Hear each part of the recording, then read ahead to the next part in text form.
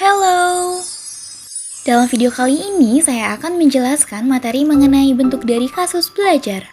Pertama, terdapat pengertian gaya belajar.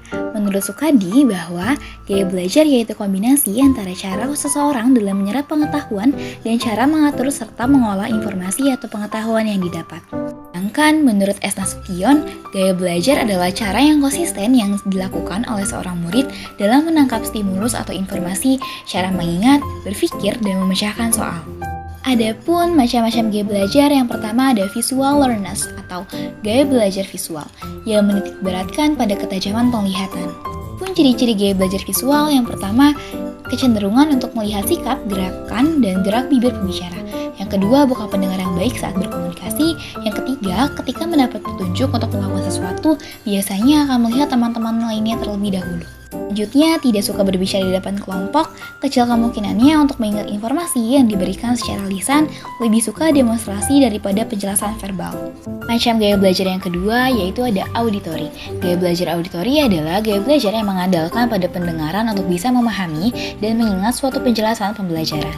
Adapun ciri gaya belajar auditori yang pertama, mampu mengingat dengan baik penjelasan pembicara atau guru di depan kelas. Yang kedua, pendengar yang baik. Yang ketiga, cenderung banyak bicara. Yang keempat, tidak suka membaca dan umumnya bukan pembaca yang baik. Dan yang kelima, kurang mahir dalam menyusun atau menulis tugas. Macam gaya belajar yang ketiga yaitu ada kinestik, yaitu gaya belajar yang mengharuskan individu yang bersangkutan untuk menyentuh sesuatu yang memberikan informasi tertentu agar mereka dapat mengingatnya. Adapun ciri gaya belajar kinestik yang pertama yaitu menyentuh segala sesuatu yang ditemuinya, bahkan pada saat dia sedang belajar. Yang kedua, sulit untuk berdiam diri memperhatikan penjelasan guru. Yang ketiga, mengerjakan segala sesuatu yang memungkinkan tangannya aktif. Selanjutnya, terdapat faktor yang mempengaruhi cara belajar.